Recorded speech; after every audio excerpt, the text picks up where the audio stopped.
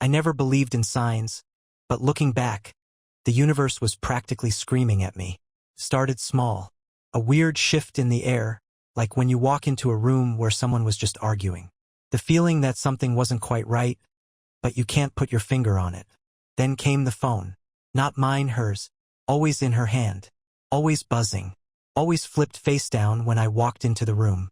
Jessica used to be careless with it, leaving it on the kitchen counter, in the bathroom, sometimes even forgetting it in the car overnight. But one day that changed. It became an extension of her body. She took it with her everywhere, even to the shower, claiming she was listening to a podcast. At night, it wasn't charging on her nightstand anymore. It was under her pillow. When I made a joke about it, she just smirked and said, "What? Afraid I'm texting my secret lover?" She laughed like it was ridiculous. Like I was ridiculous. Then the perfume. Jessica was never one of those women who drown themselves in fragrance. She had one scent she'd worn for years, light and familiar. But then a new one appeared. Something stronger, muskier, the kind that lingers. When I asked about it, she waved me off, saying she was trying something different. And then came the white lie that shattered everything. One night, she said she was going out with Katie. Nothing unusual. Girls' night. She kissed me on the cheek, grabbed her bag, and left without looking back. I didn't think much of it until an hour later when my phone buzzed. A message from Katie's husband, Mike. "Tell Jessica thanks for picking up the kids today. They had so much fun with her." My stomach tightened. My head felt like it had been dropped from a rooftop. Jessica wasn't with Katie. She wasn't watching any kids. So where the hell was she?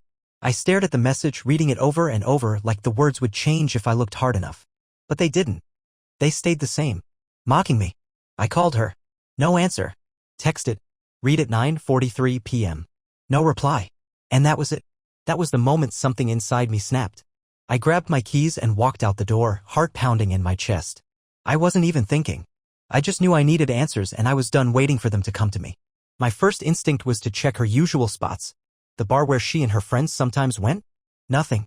The little coffee shop she claimed to love but never actually drank coffee from? Closed.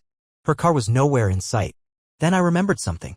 A few weeks ago, I had borrowed her car for a quick run to the store, and when I turned it on, her GPS history popped up. The most recent location wasn't our house or her usual places.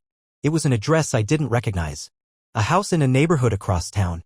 At the time, I didn't think much of it. Maybe she had visited a friend. Maybe it was nothing.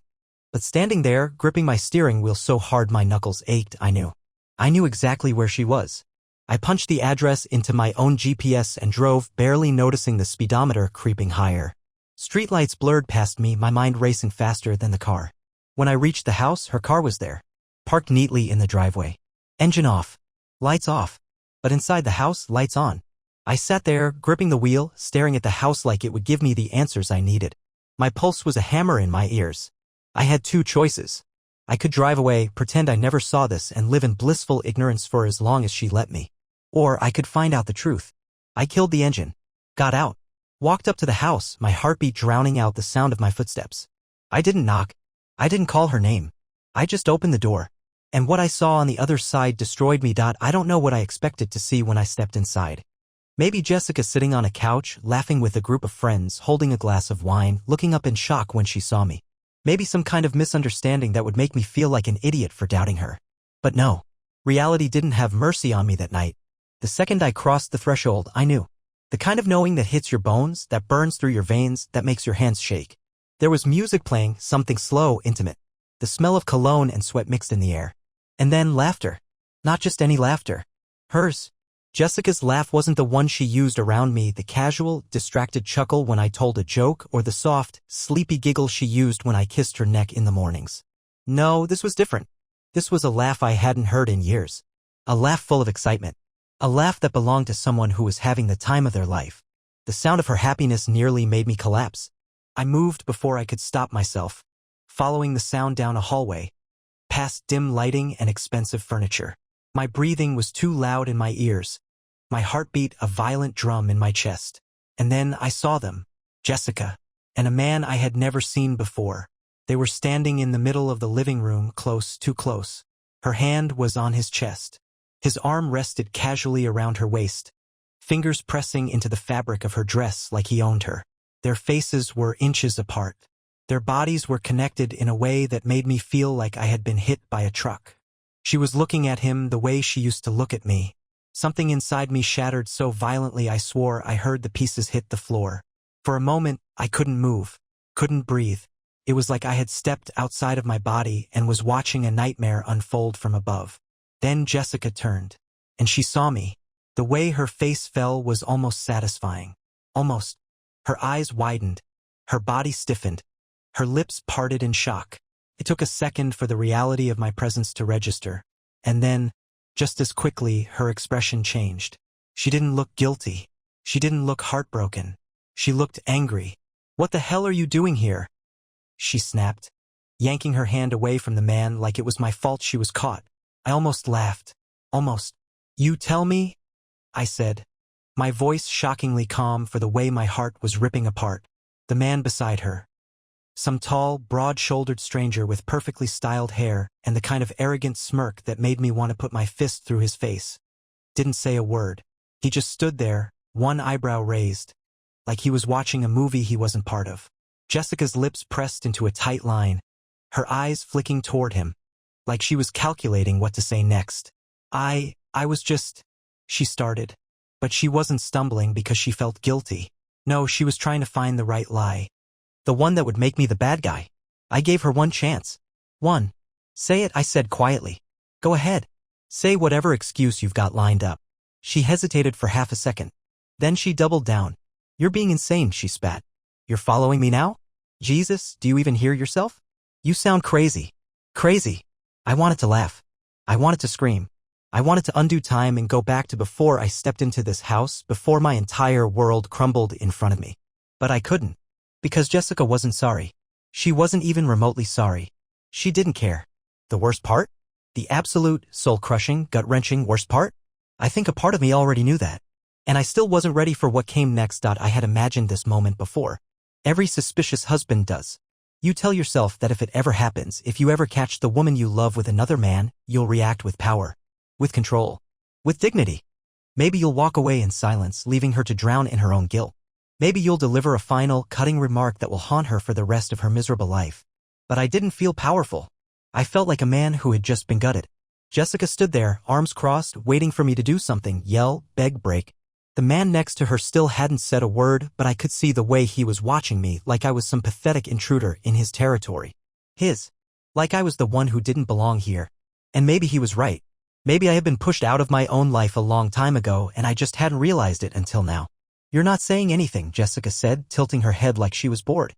Bored. Like this was just another argument. Like this was something she could talk her way out of. Like she wasn't standing in front of me cheating. I exhaled slowly. I felt cold. "I followed you," I admitted. "No reason to lie now. I saw your car. I walked in." She scoffed, rolling her eyes. "Jesus, you sound like a stalker." A stalker. That's what she was going with? "Don't," I said quietly, voice dangerously steady. "Don't do that. Don't turn this on me." She stared at me, lips pressing into a thin line, calculating. I could practically hear the gears turning in her head. She didn't want to admit she was wrong. She never did. And then, just as I was waiting for another excuse, he spoke. "I think you should leave, man." I turned my head slowly, as if I hadn't just hallucinated those words. His voice was calm, confident, like he wasn't standing half a foot away from another man's wife. Jessica didn't react. She just shifted slightly, closer to him, like she was choosing, like she already had. Something snapped. I didn't lunge at him. I didn't throw a punch. That would have been too easy, and besides, what was the point? This wasn't about him. He didn't make vows to me. He didn't promise forever. She did, and she destroyed it. I looked back at her, and for the first time I really saw her. Not the woman I had married. Not the woman I had spent 6 years building a life with. I saw a stranger. And she was looking at me like she wanted me to disappear. That's when I understood. This wasn't a mistake. This wasn't something she regretted. This was a choice. I took a step back, nodding slowly. The weight in my chest was unbearable, like someone had shoved a brick down my throat. I swallowed hard, refusing to break in front of her. I wouldn't give her that. "I hope he's worth it," I finally said, voice barely above a whisper. Jessica didn't flinch, didn't blink. And then she said the words that would haunt me for the rest of my life. "He is." That was it. No hesitation. No apology. No shame. Just 2 words that shattered whatever was left of my heart. I felt numb. I turned without another word, without another glance, and walked out the door. But the universe wasn't done with me yet, because as I stepped outside, my phone buzzed. A notification at the worst possible time. A message from Jessica. One that she didn't mean for me to see. I clicked it open, confused, and then the ground fell out from under me. It wasn't just an affair. It was so much worse. The night air hit me like a slap as I stepped outside. My chest felt tight, like my ribs were caving in, but I kept walking. I didn't look back. I didn't stop to think. If I stopped, I would break. If I thought, I would drown.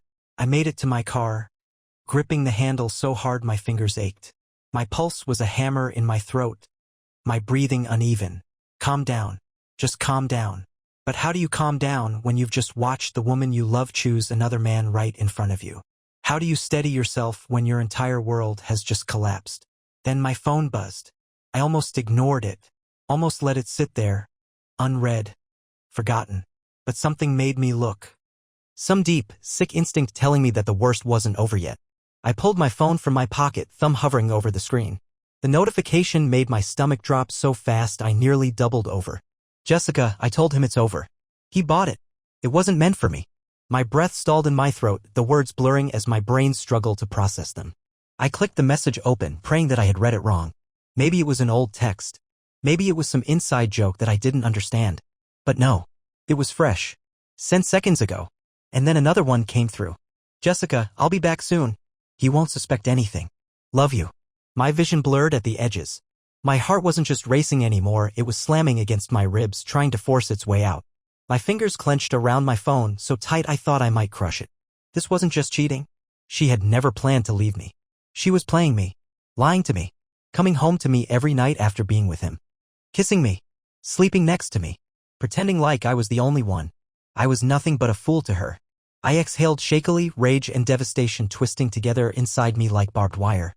I turned back to the house, half a second away from storming inside and confronting her again. But I didn't. No, that would be too easy. Jessica thought she was in control, thought she was smart, thought she had me wrapped around her little finger, blind and stupid. She had no idea what was coming next. I forced myself to breathe, steadying my hands as I climbed into my car. I wouldn't scream. I wouldn't punch a wall. I wouldn't beg for answers that she had no intention of giving. I had something better. Revenge. A slow, devastating, perfectly calculated revenge. I started the car and drove home, mind spinning faster than the tires on the pavement. I didn't know exactly what I was going to do yet, but I knew one thing for sure. Jessica was about to learn what real betrayal felt like. The drive home felt unreal, like I was floating outside of my own body, watching myself grip the wheel with white-knuckled fingers.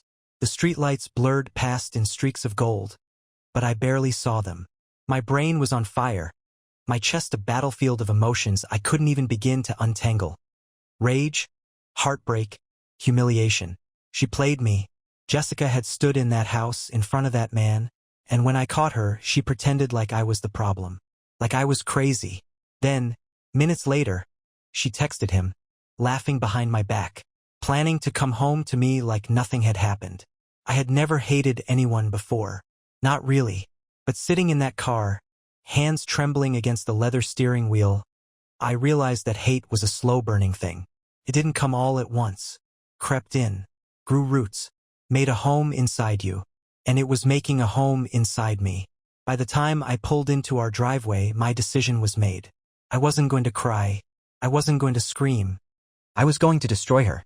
I stepped inside our house, and for the first time, it felt unfamiliar. The framed photos on the walls mocked me. The scent of her perfume in the air made my stomach twist.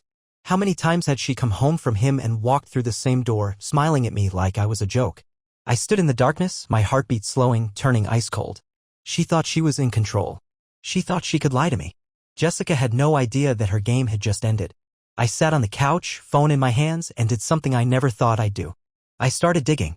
Jessica wasn't careful. She was too confident, too sure of herself.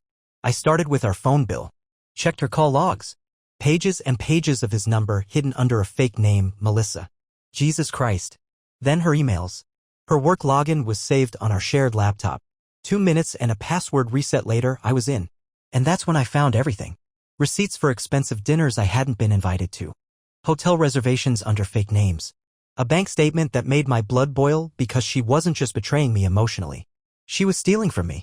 Jessica had been taking money from our joint account and transferring it into a private one. Thousands of dollars over the past few months. Thousands. For what? Their little dates? Their weekend getaways? I clenched my jaw so hard it hurt. My fingers twitched, itching to call her, to scream at her. But I didn't. Because this was bigger than an affair now. She had ruined her marriage. Fine. But she had also stolen from me. And if she thought I was just going to sit back and let her get away with it, she was about to learn just how wrong she was. I took screenshots of everything. Every bank transfer. Every fake reservation. Every email. Every piece of evidence that proved she wasn't just a liar, she was a criminal. And then I made a phone call.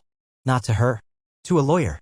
Because Jessica thought she was going to come home, slide back into bed next to me, and keep playing her little game. But when she walked through that door, she was going to find her entire life falling apart. And for the first time since this nightmare started, I smiled. I sat in the dark, my fingers tapping against the armrest of the couch, my mind moving faster than it ever had before. The lawyer had answered on the second ring. Divorce, I had said, my voice cold and steady. And I needed to hit her where it hurts. He had chuckled. A low, knowing sound. How bad are we talking? Bad, I had answered. She stole from me. Lied to me. I want her drowning in regret by the time I'm done. Now, I waited. Jessica thought she was smart. She thought she could juggle two lives without consequence. But what she didn't realize, what she never expected, was that I had stopped being the fool she thought I was. I wasn't going to confront her with anger. I wasn't going to beg for answers. I was going to take everything from her. The front door creaked open at 1:14 a.m. I didn't turn my head. Didn't react. Just listened. The shuffle of her heels against the hardwood floor. The quiet exhale as she took off her coat. She thought I was asleep. I let her have that moment of safety. Let her believe for one last second that her world was still intact. Then I spoke. Good night? Jessica froze. I didn't have to turn around to know she was staring at me, eyes wide in the darkness. I could feel the tension rolling off her in waves. You scared me, she said after a pause, her voice forcibly light.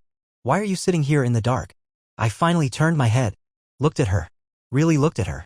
The dress she had worn for him. The subtle smudge of lipstick she hadn't completely wiped away. The faintest scent of cologne clinging to her skin that wasn't mine. And she had the audacity to look annoyed. Couldn't sleep, I said simply. Where were you? Jessica sighed. Walking past me. Tossing her purse onto the table like this was just another normal night. Out, she said. With Katie. I laughed. I actually laughed.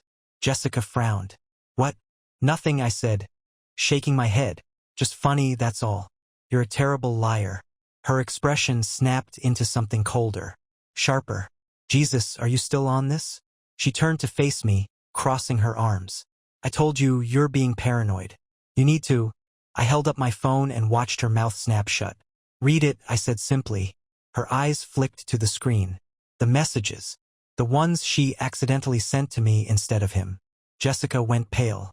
I wish I could say I felt satisfaction in that moment. That I felt victorious, watching her scramble for an explanation. But all I felt was emptiness. Well, I prompted. You told him it's over. I bought it. You'll be back soon. What exactly did you mean by that? Jessica opened her mouth. Closed it. For the first time in our entire relationship, she was speechless. Then she switched tactics. This isn't what it looks like, she rushed out, stepping toward me. I swear, it's not. Save it. My voice was cold. Dead. I'm done listening to your lies. Her eyes flashed.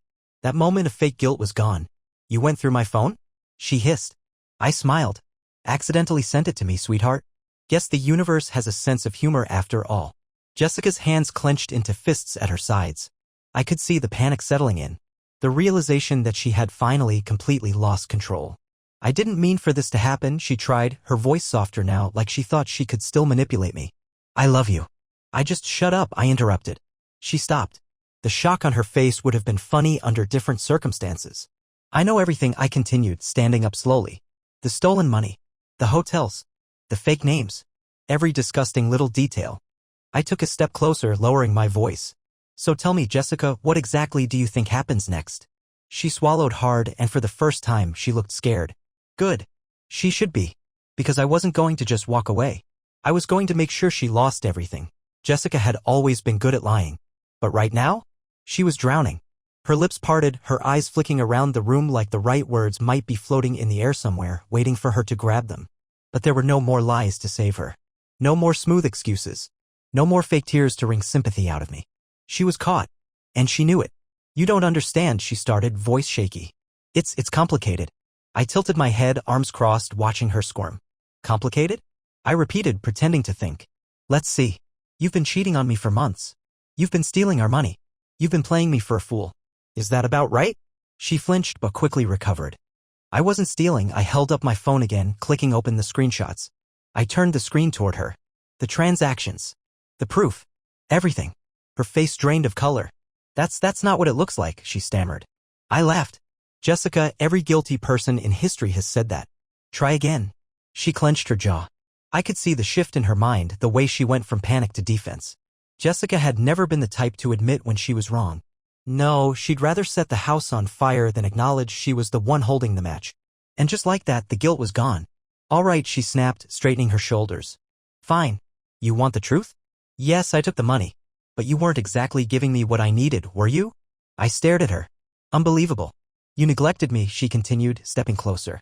"You were always working late, always too tired, always so boring." She spat the last word like it was venom. "Do you have any idea how lonely it was? How miserable I've been? I had to do something for myself." I felt something inside me snap. I had seen this woman cry at sad movies. I had seen her laugh until she couldn't breathe. I had seen her at her most vulnerable, her most beautiful, her most human. But this wasn't a human being standing in front of me. This was a monster wearing my wife's face. "You're actually blaming me?" I asked, my voice eerily calm. "You're standing here, after everything you've done, after every disgusting choice you've made, and you're trying to say it's my fault?" Jessica rolled her eyes. She actually rolled her eyes. "Oh, grow up," she said. "You're acting like some victim when really, you should be thanking me. At least I didn't leave you completely in the dark. At least I stayed." I barked out a laugh. She thought that was a favor? "Stayed?" I repeated, shaking my head. "Jessica, you were planning to keep lying to me forever. You were going to keep sneaking around behind my back. Keep using me for money. Keep what? Sleeping with him in the afternoons and coming home to me at night?" Her silence was enough of an answer. I took a deep breath, forcing myself to stay in control. She wanted me to yell. She wanted me to lose it. Because as long as I was the one acting emotional, she could play the victim. But I wasn't playing her game anymore. "Here's what's going to happen," I said, my voice steady, sharp. "I've already spoken to a lawyer. First thing in the morning, we're filing for divorce." Jessica blinked. I could see the calculations happening in her head. You can't just already happening," I cut in. "And guess what? Since you've been stealing from me, that's financial fraud. That's a crime, Jessica. I can take you to court. I can make sure you don't get a single cent." Her mouth opened, closed. Panic flickered in her eyes. "Good. But that's not all," I continued. "I also have proof of your affair. And guess what? In this state, that matters.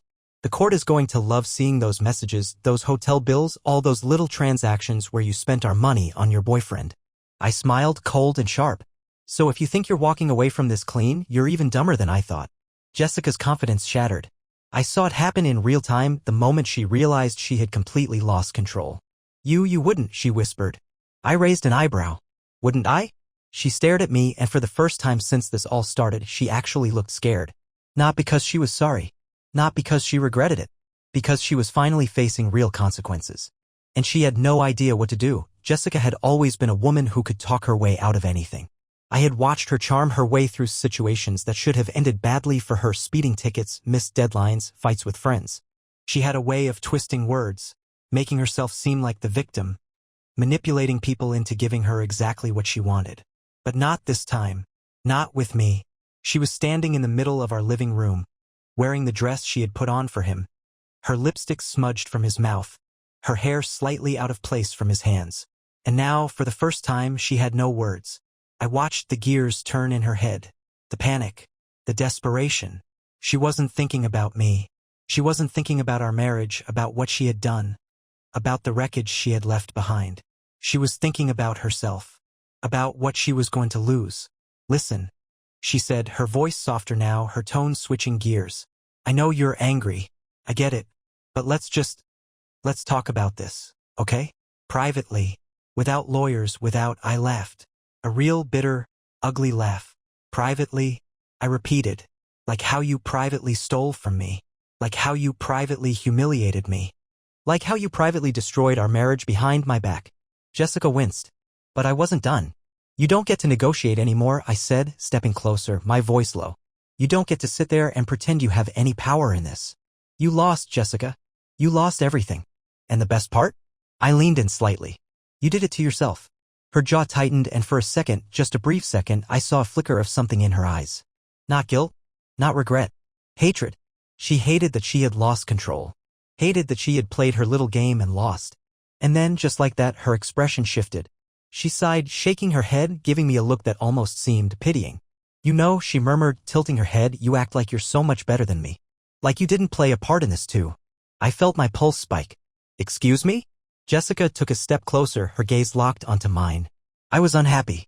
You made me unhappy. You worked late. You didn't pay attention to me. You stopped trying. And I know you want to paint me as the villain here, but deep down, you know the truth. She smiled then. A slow, knowing, cruel smile. This is your fault too. Something inside me went ice cold. There it was. The real Jessica. Not the one I had fallen in love with. Not the one I had built a life with. The one who could look me in the eye after everything and still try to blame me for her own betrayal. You really believe that, don't you? I asked, shaking my head in disbelief. Jessica just shrugged. I think deep down, you know I'm right. And that's why you're so angry. I stared at her for a long moment, studying her, watching how completely and utterly detached she was from reality. And then I smiled. Not because I was amused. Not because I found any of this remotely funny. Because in that moment I realized something important. I wasn't hurt anymore. I wasn't heartbroken. I was done. You know what? I said, exhaling slowly. You're right, Jessica. This is my fault. Her eyes lit up, like she had one. And then I finished my sentence. My fault for ever believing you were a good person. The light in her eyes flickered. I smiled wider. My fault for ever trusting you. My fault for letting you live in my house, spend my money, waste my time. My fault for thinking you were worth anything more than the absolute nothing you are. Jessica's lips parted. I kept going. But that mistake, it's over. Because tomorrow morning, I'm making sure your life falls apart just like you did to mine.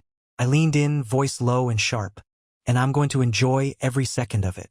For the first time since this started, Jessica looked afraid. Not of losing me. Not of losing our marriage. Of losing everything. And she should be. Because I wasn't just going to walk away. I was going to make sure she never recovered. Jessica didn't speak.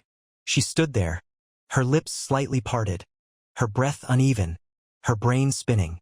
I could see it happening in real time the moment she realized she had finally completely lost. She wasn't used to this. She wasn't used to not winning.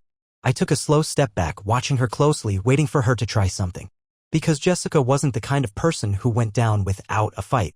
And sure enough, she did exactly what I expected. She switched tactics. Her shoulders softened, her expression crumbled, and her eyes, God, her eyes. They filled with tears. I made a mistake, she whispered. I almost laughed. A mistake? A mistake? A mistake is forgetting to pick up milk at the grocery store. A mistake is leaving your phone on silent and missing a call. This was a carefully calculated, months-long betrayal. But Jessica was good. She was so good. Her voice cracked at just the right moment, her chin trembled in a way that could have fooled anyone else. Not me. Not anymore. You don't believe me, she whispered, her gaze searching mine. But I swear to you, I never meant for it to go this far. I tilted my head, watching her. That's funny, I murmured. Because you seemed to be enjoying it just fine when I walked in on you too. Jessica flinched. Gotcha. That wasn't. She swallowed, forcing another tear to slip down her cheek. I was confused. Okay? I was lonely. She stopped herself just in time. She had been about to blame me again. I smirked. Go ahead, I said. Say it. Say it was my fault again. Let's hear it. Jessica clenched her jaw, realizing her mistake. I waited. I wanted her to admit it. I wanted her to say it so I could look her in the eye and tell her exactly how pathetic she was. But she didn't. Instead, she did something worse. She took a slow step closer, her eyes locked onto mine, her expression soft. The way she used to look at me before all of this. Please, she whispered, voice barely audible. I love you. I inhaled sharply. Not because I believed her. Not because I wanted to fall for it. but because, once upon a time, I had wanted to hear those words more than anything. She knew that. She knew exactly what she was doing. "I love you," she said again, stepping even closer. "I messed up, I know I did. But you and me were supposed to be together. We always have been." She reached out then, her fingers brushing against my wrist. Soft, gentle, and for half a second I almost felt it. That pull, that habit. But then my phone buzzed. Jessica flinched at the sound, her fingers jerking away from my skin like she had been burned. I pulled my phone out of my pocket, already knowing what it was. I had been waiting for it. One new email. From my lawyer. Subject, divorce filing, documents ready for signature. Jessica saw it. I watched her eyes flick to the screen, watched the moment realization hit her. Her last chance was gone. And she knew it. "You really did it," she whispered, voice barely audible. "You really," I smiled. "I told you I would." Jessica let out a slow breath, her hands balling into fists. The sadness, the tears, the act, all of it vanished. "You're making a mistake," she said, voice sharp again. "You think you're punishing me? You're just ruining your own life. You'll never find someone better than me. You'll never." I clicked the email open and hit send. A final confirmation. A final nail in her coffin. Jessica stopped mid-sentence. She had officially lost. And I had never felt lighter. Jessica stared at me, her face unreadable. But I knew what was happening behind those eyes. Panic. Anger. Realization. For the first time in her life, she had lost everything. And the best part? She did it to herself. She opened her mouth, maybe to scream, maybe to beg, maybe to insult me one last time. But I didn't care anymore. I didn't care what she had to say. Because Jessica wasn't my problem anymore. I grabbed my keys from the table, moving past her without another glance. I could feel her eyes burning into my back, could feel the weight of everything she wanted to say hanging in the air. "Where are you going?" she demanded, her voice sharp. I paused at the door, hand on the knob. Then finally I turned to look at her one last time. "Away from you," I said simply. Then I walked out. And I didn't look back. I didn't go far at first. I drove. Just drove. The roads blurred together, my mind racing, my hands gripping the wheel tighter than I needed to. But I wasn't angry anymore. I was free. For 6 years, Jessica had been a constant in my life. My wife. My partner. The person I had trusted with everything. And she had thrown it all away for what? For some guy? For a few cheap thrills? For a game she thought she could keep playing forever? And now? She had nothing. The divorce papers were filed. The court would see everything. Her lies, her infidelity, the money she stole. She wouldn't walk away from this clean. She wouldn't walk away from this at all. And me? I would. By the time I pulled into the parking lot of a small, quiet hotel, the weight in my chest had lifted. I checked in, tossed my keys on the nightstand, and collapsed onto the bed. For the first time in months, I felt at peace. No more late-night worries. No more suspicions eating away at me. No more lies whispered in the dark. Just silence. And then my phone buzzed. I sighed, already knowing who it was. I didn't want to look. I didn't care what she had to say. But curiosity got the best of me. "Jessica." I clicked the message open, expecting one last desperate attempt to manipulate me. But it wasn't that. It was worse. "I'm pregnant." For a second, my brain just stopped. I stared at the words, waiting for them to change. Waiting for it to make sense. Pregnant? No. No, she was lying. She had to be lying. This was another one of her games. But then another message. "It's not yours." My vision blurred. My hands clenched around the phone. My pulse roared in my ears. I had spent years thinking I knew Jessica. Thinking she was the one person in the world I could trust. And now she was carrying another man's child. It was like every last piece of my life had been set on fire. But here's the thing about fire. It doesn't just destroy. It clears the way for something new. I stared at the message for a long time. Then I did something I should have done a long time ago. I blocked her number. Then I set the phone down, exhaled slowly, and closed my eyes. Jessica was gone. And for the first time in 6 years, I could finally breathe.